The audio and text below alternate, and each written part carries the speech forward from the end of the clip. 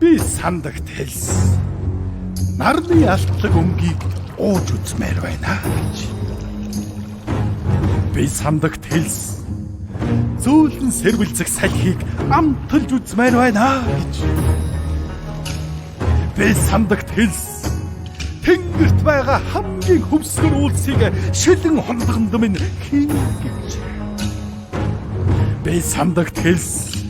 Баярын нулимсыг шүүдрийн тусалтай холиод дашмаг доторхойг минь дүүргэ гэж.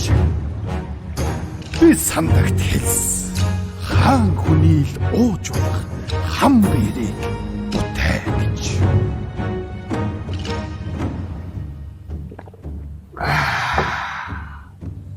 Үнэхээр л юм байна.